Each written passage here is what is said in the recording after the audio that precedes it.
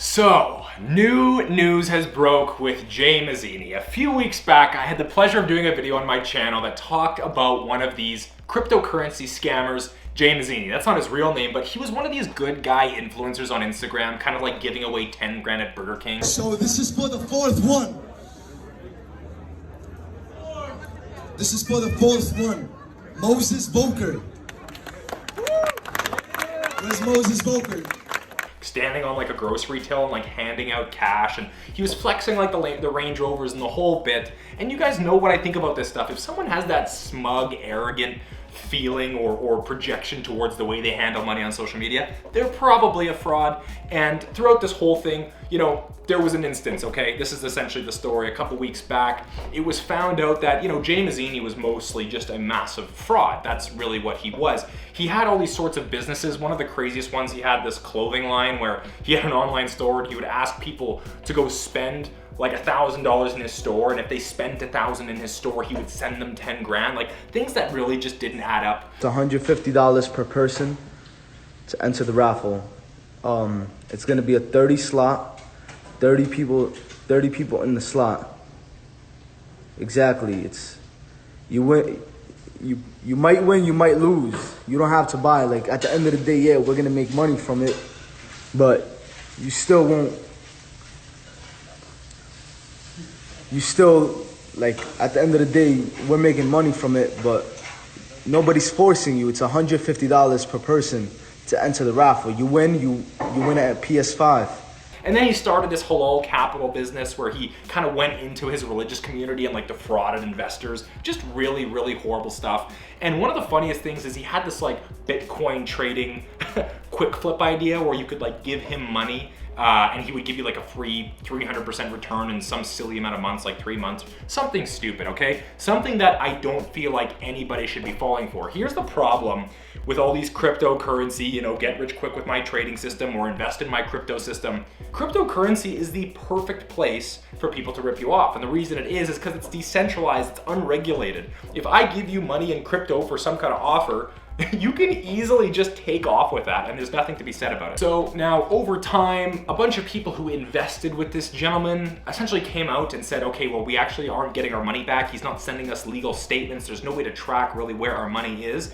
And one of these YouTubers actually, a guy by the name of CoffeeZilla, he did a fantastic job. His whole job, or I guess his niche on YouTube, is finding scammers and then like blowing them wide open essentially. And he did a great job of getting all these people interviewed about, you know, getting scammed by this Jay Mazini fellow who purported to be this wonderful guy all over social media, this very wealthy man from humble beginnings who made his wealth in clothing and trading and all this kind of stuff. Guys, I am talking, of course, about Instagrammer Jay Mazini.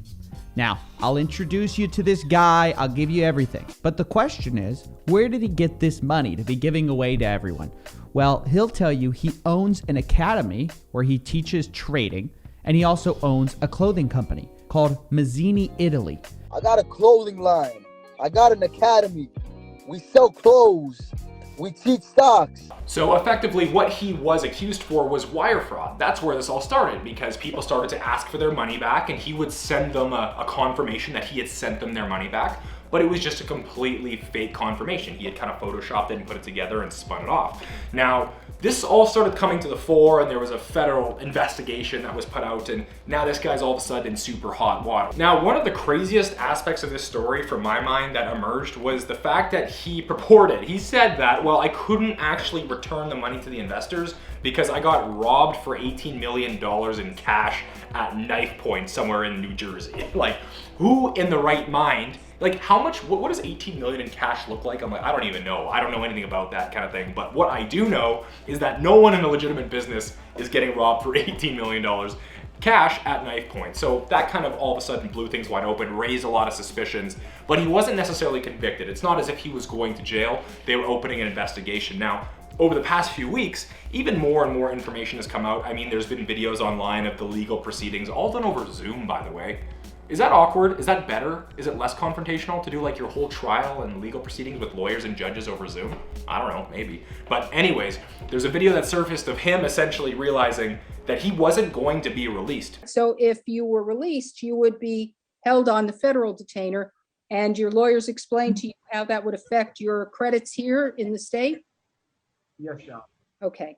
Do you agree with their decision? Now, you know that you are in charge of your case. They give you advice and you are the one who makes the decision. Are you satisfied with your lawyer's advice?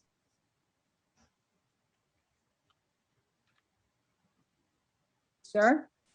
Yes, Your Honor. Because what happened is that he is now being accused of essentially beating the crap out of somebody. We're not necessarily sure now if it was one of his henchmen or someone he knew, but there was somebody out there in his network who had essentially threatened that they were going to go to the police with all these other schemes he was running. Apparently, the halal capital, the Bitcoin trading, the clothing line, this stuff isn't his only scheme. He's got stuff going much wider than this. And someone said, well, hey, I'm going to tell on you. I'm going to tattle. And Jay Mazini sent someone to beat the crap out of him. And there's video footage of a Range Rover pulling up to meet a guy. And it's pretty crazy, grotesque stuff. But all that being said, now he's not only facing, wire fraud charges. He is facing a potential conviction for 20 years in jail where he might spend the greatest majority.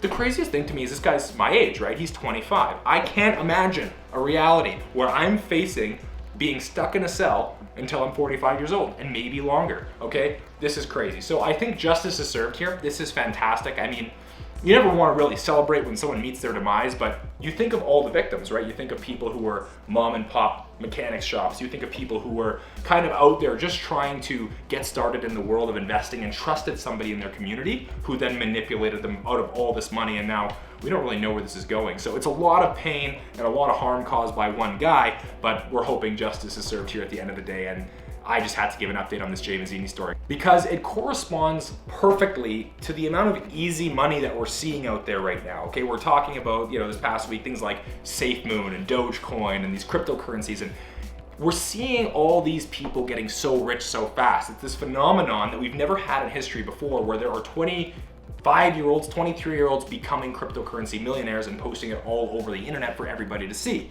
It makes someone who's doing an honest day's work, they're going to work their 9 to 5, they're working really hard, they're providing value for their society, and now all of a sudden they think they're lesser because this Jay Mazini guy is making millions of dollars. And people get pulled into this, okay? The lesson here is that it is okay if other people appear to be getting wealthy faster than you. And a lot of the financial mistakes and errors that someone makes in their life come from that feeling of, I'm losing money, I'm missing out, everybody's making money, I'm not involved in it, I need to get in. I don't mean to be that smug and arrogant guy, but I run a wealth management firm. I see what wealthy people, even young wealthy people, look like and how they act, and it is nothing like this. It is nothing like buy my course, buy my program, get involved in my trading strategy.